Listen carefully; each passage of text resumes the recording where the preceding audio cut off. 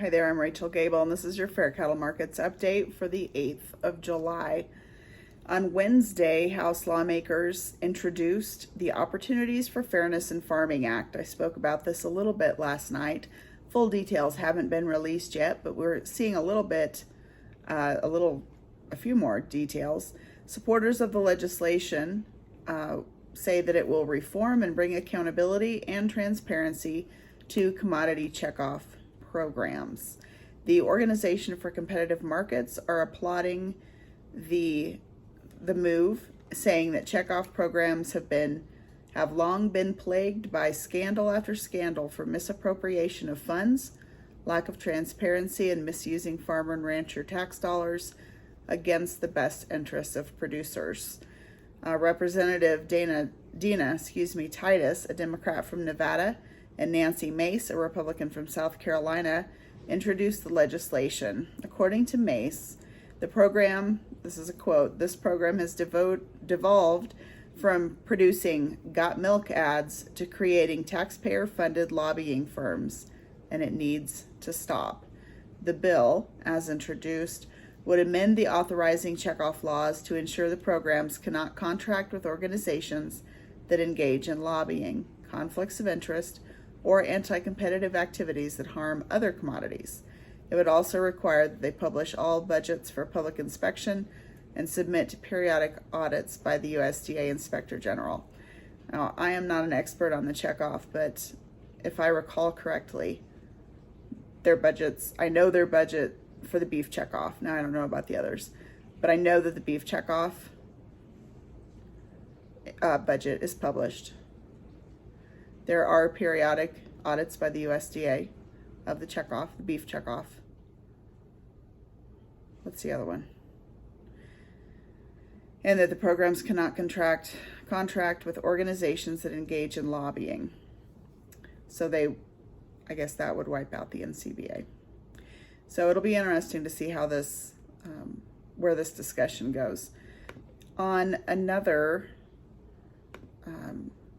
front, Tyne Morgan at AgWeb reported that a little bit more on the executive order that we're waiting for from the Biden administration that could seriously impact agriculture, including creating a new rule to increase competition in the meat industry and protect livestock producers. Morgan said, while details of the executive order haven't been released by the White House, I called it wrong. And I never did hear anything about Vilsack in Omaha. And I know that the press release said that Vilsack would be in Omaha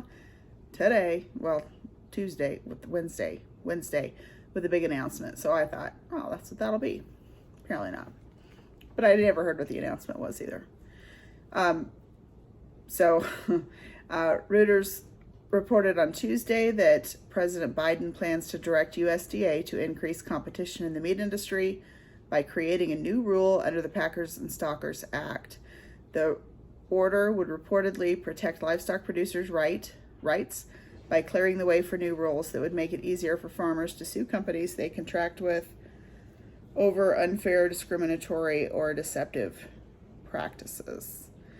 Bill Bullard, I think I told you this last night, but Bullard said it will help reform the marketplace and balance the tremendous disparity in power between multinational meat packers and independent family-owned cattle farms and ranchers.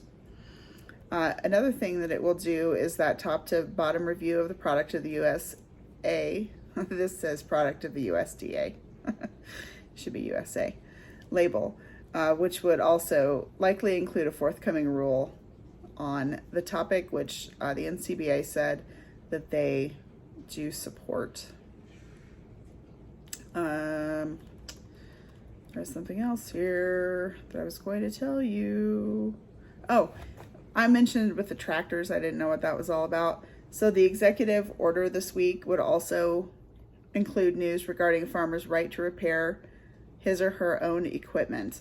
The report said Biden is expected to sign an executive order to encourage the Federal Trade Commission to limit the ability of farm equipment manufacturers to restrict tractor owners from using independent repair shops or completing the work themselves. Now, I was looking into this a little bit today, and this is not in my wheelhouse, but It was something about the software that would have to be released. And of course, some of the manufacturers, John Deere, I believe, is one of them, already came out in opposition of that, as you might imagine. So I'm hoping that we'll get actual details, and I'm hoping that after the big announcement, we'll have more. And it won't just be, we're going to do this, and no details. You know, I like a price tag to have a plan. So at any rate, this is your Fair Cattle Markets update for the 8th of July. Have a good one.